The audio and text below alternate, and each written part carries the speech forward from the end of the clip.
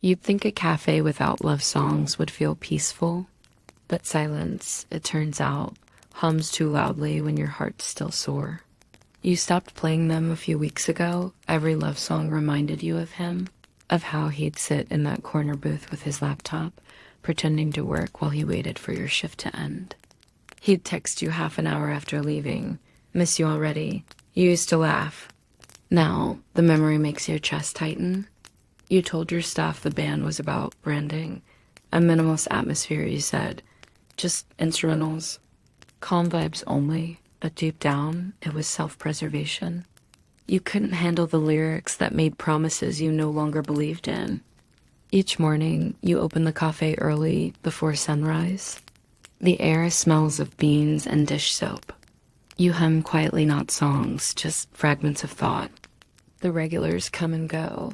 Students, freelancers, an older man who always asks for oat milk but never drinks half his cup. They fill the space with chatter and keyboard clicks. That's the kind of noise you like now, predictable, shallow. Until one morning, he walks in. You don't notice him at first.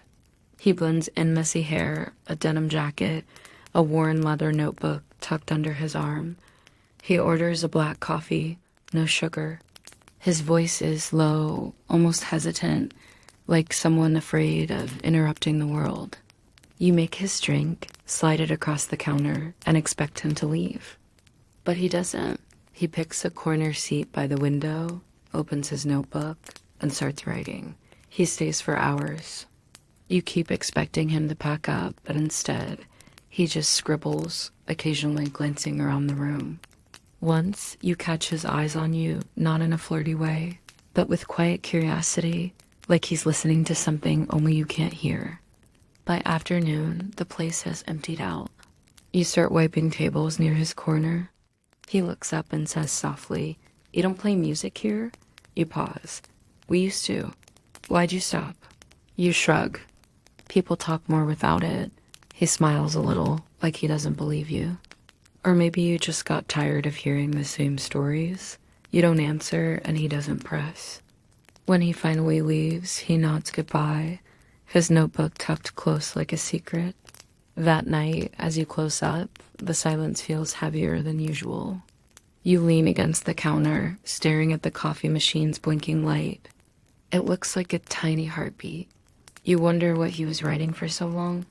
Maybe a journal, maybe lyrics.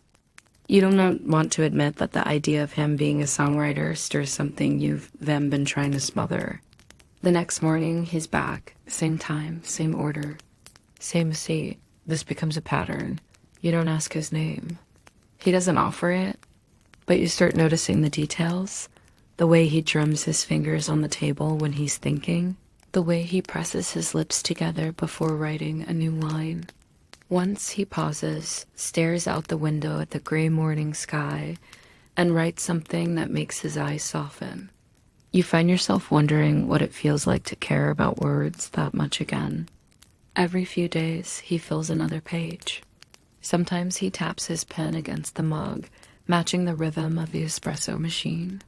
You think about turning the music back on just to see what he'd do, but you don't. You've made peace with quiet.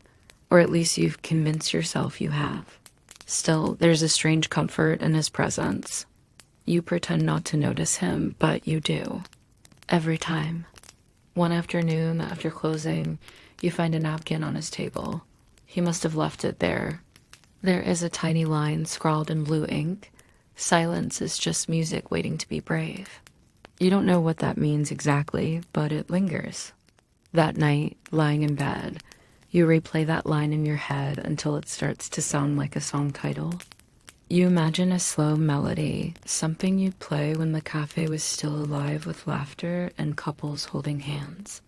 You remember how love songs used to make you feel hopeful, messy, alive. You pull the blanket closer. You tell yourself it's fine. It's just one customer, just another day. But deep down, something has started to stir. The next morning, he's already there when you arrive. You unlock the door, flip the open sign, and he looks up from his notebook with that same quiet smile.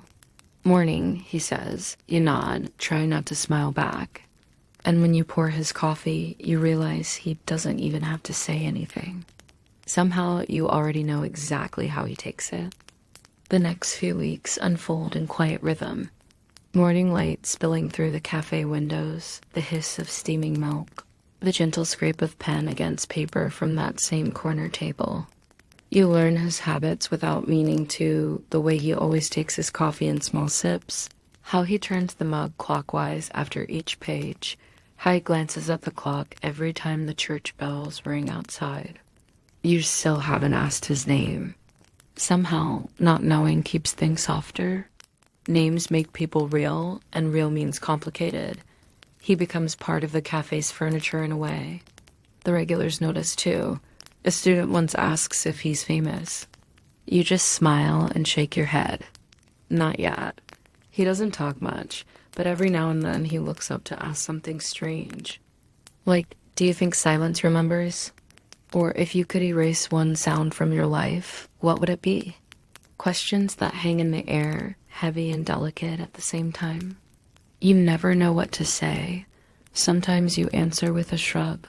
Sometimes with a smile. Sometimes you just keep pouring coffee. He never seems to mind. He listens even to your silences. One slow afternoon, you're wiping the counter when you hear it, a soft humming. It takes a second to realize it's coming from him. It's not a full tune, just fragments of melody, rising and fading like a wave that never breaks. It feels like a secret you weren't supposed to overhear. When he notices you watching, he stops. "Sorry," he says quietly. "It helps me think." You nod. "You're a songwriter?" He hesitates before answering. Trying to be. You glance at the notebook on the table, filled with crossed out lines and tiny arrows. Looks like you already are. That earns a small laugh, and for the first time, you hear his voice really laugh. It's not loud, just warm, like the first sip of a drink you didn't expect to like. After that, your conversations grow a little longer, though never deep. He tells you he likes writing in places with real noise, cups clinking, doors opening, people mumbling half conversations. Silence is too honest, he says. It makes you hear things you're not ready to. You think about that for days.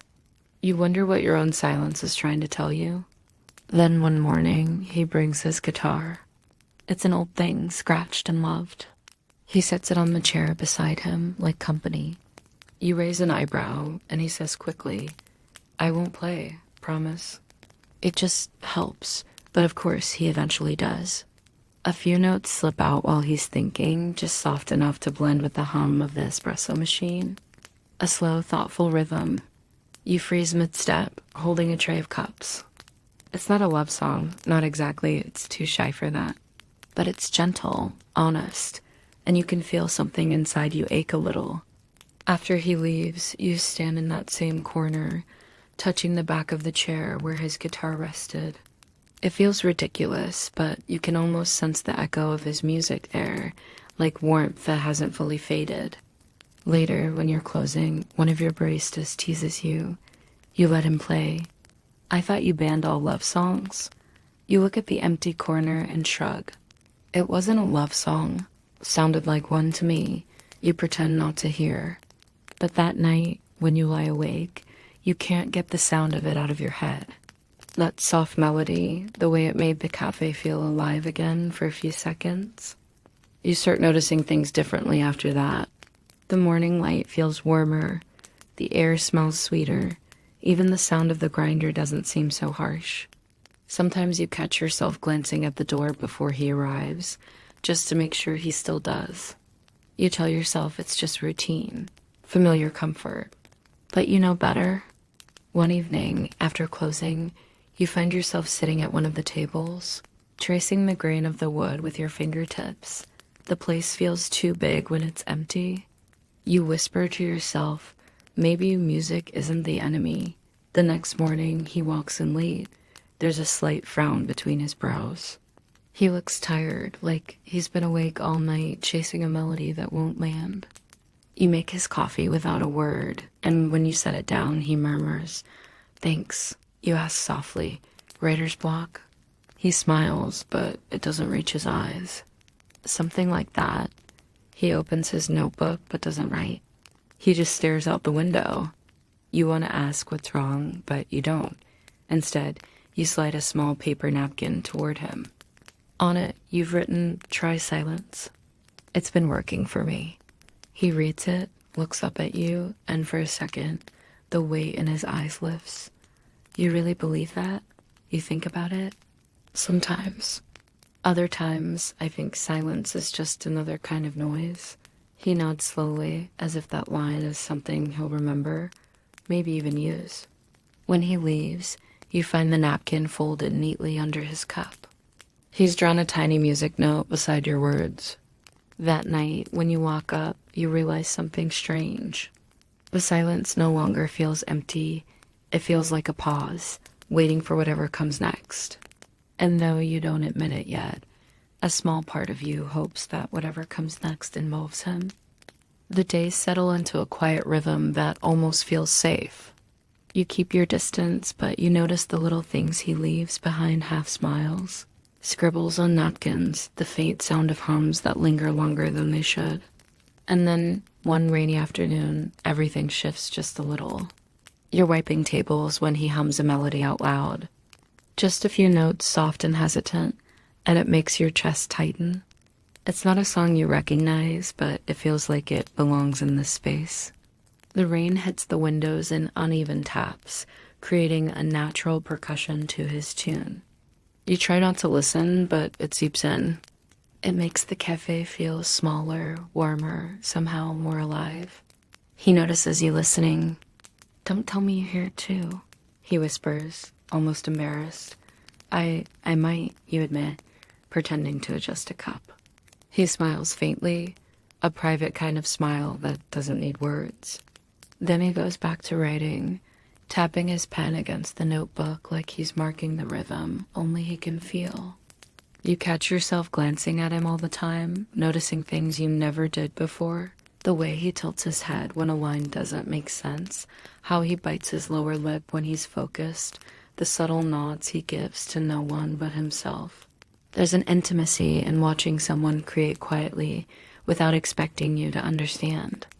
And still, it makes your heart pull in unexpected directions. One afternoon, he leaves the cafe without saying a word. You find a crumpled sheet of music on his table.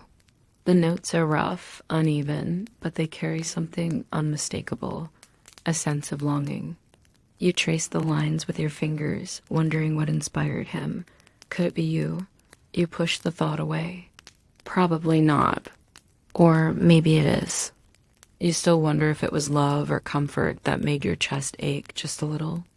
Then there's the way he begins to notice you in subtle ways. The way he hums when you refill his cup.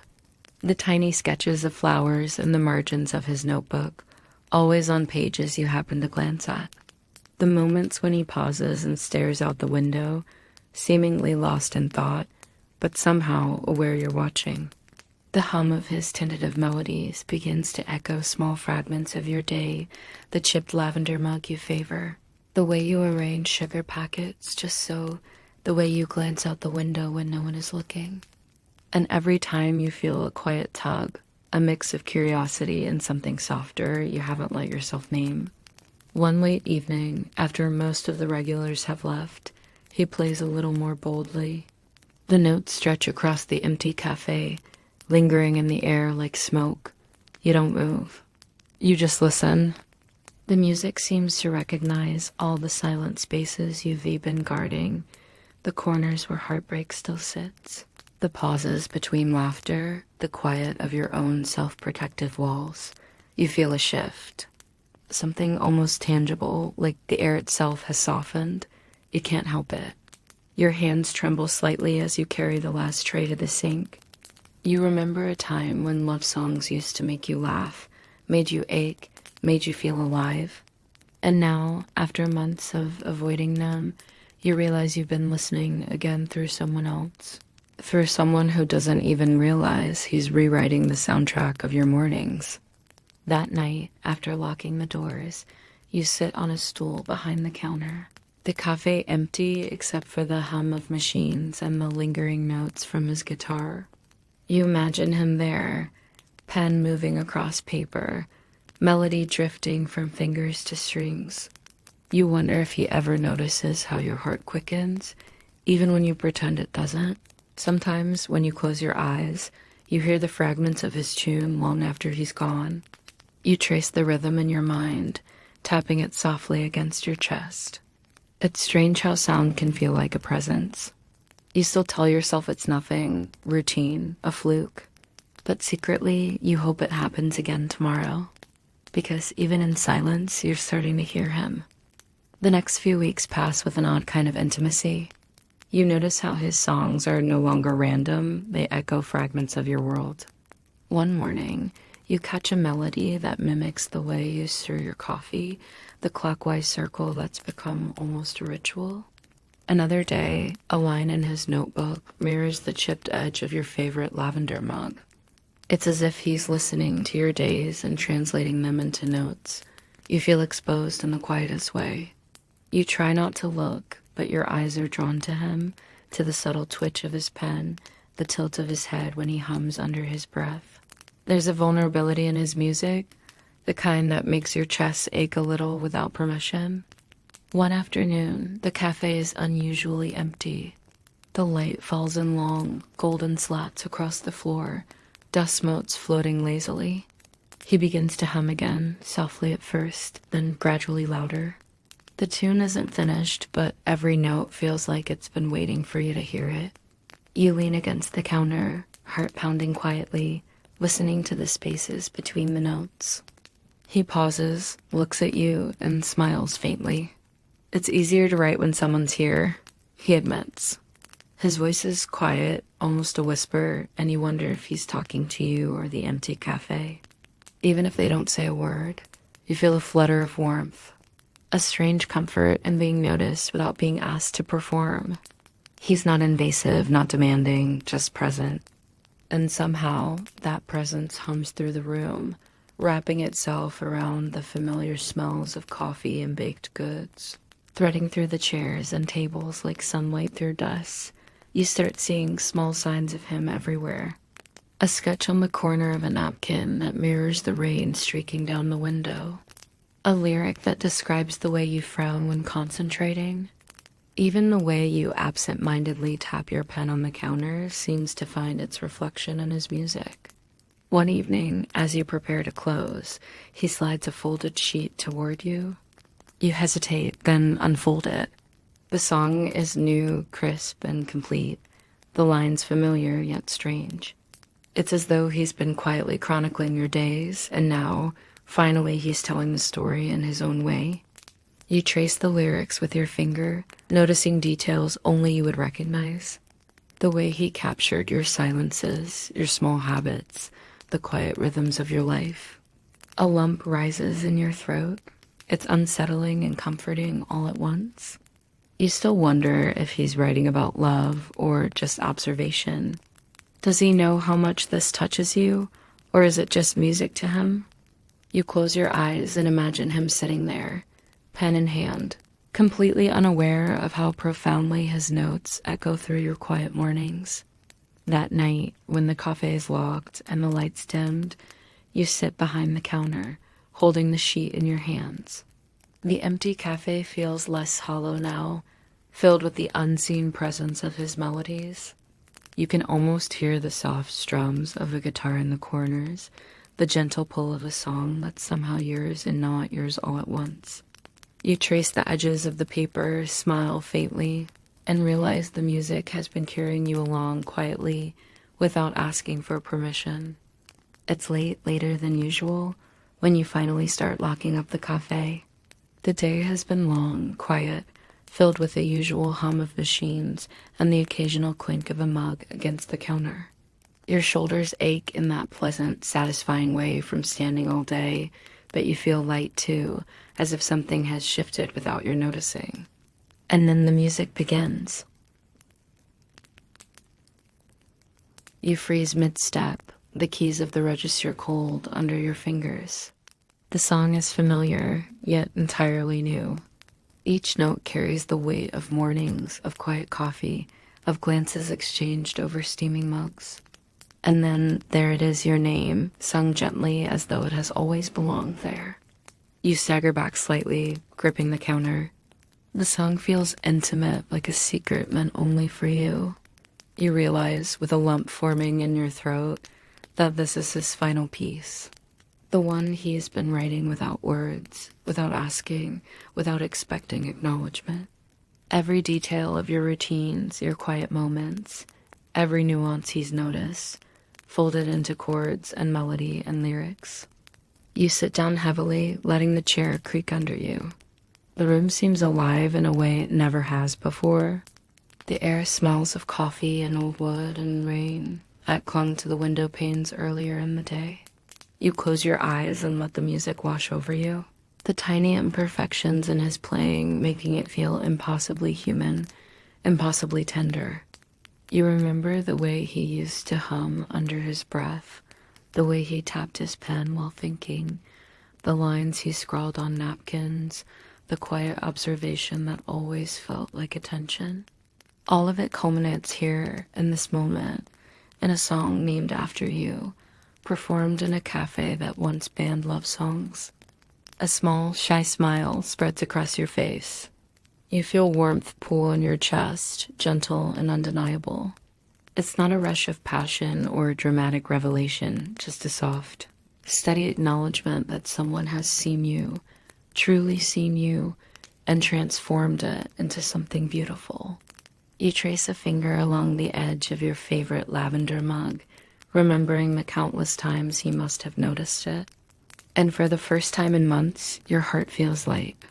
You still wonder about love, about the kind that grows quietly in small, unspoken moments. But you also realize that sometimes music and silence and attention are enough to start healing. The song swells, lingers, and finally fades. You sit there in the quiet that follows, feeling a gentle peace that didn't exist before him. For once, the absence of noise isn't emptiness. It's a soft, warm space where something new can grow. And as you lock the door and turn off the lights, a sense of hope lingers in your chest. He may come back tomorrow or the day after. But tonight, he's left you with something that will hum inside you forever. And you smile softly, knowing that even heartbreak has its own quiet, healing melody. The cafe is still now. You lean back, letting the chair cradle you, the faint smell of coffee wrapping around your senses. Outside, the night breathes softly, and the distant hum of the city is gentle enough to fade into background. You let your body relax, the muscles in your shoulders unwinding slowly, deliberately, as if the day's small tensions are being lifted by the echoes of his song. You imagine the notes lingering in the air, hovering like a protective warmth, filling the corners where loneliness used to sit. The mug in your hand is warm, grounding you in the simple, familiar pleasure of holding something tangible. You trace the rim with a fingertip, watching the steam curl upward and disappear, and it feels like a quiet promise that even fleeting moments leave marks. Your thoughts drift softly. You remember his gentle smiles, the hums under his breath, the way he seemed to notice everything you didn't even know you showed. And you allow yourself a tiny, private gratitude for silence, for music, for someone paying attention without expectation. You inhale slowly, letting the rhythm of the cafe, the fading day, and the memory of his song align with your own heartbeat. Time stretches, slow and gentle, as you imagine mornings to come. Perhaps he'll return, perhaps not. Either way, the warmth of recognition, of quiet companionship, has settled into your chest. You feel a comforting patience, a calm sense that life can be soft, that healing can hum in unexpected places, and that even heartbreak can leave a melody behind. You close your eyes fully now, letting the lingering notes dissolve into the stillness around you. The air is cool, the light muted, the world distant but safe. And in this quiet, you feel the gentle pulse of tomorrow, of new rhythms and perhaps new songs. Let your breathing slow, let your thoughts settle, and allow yourself to drift into the softness of night, carrying the memory of warmth and music with you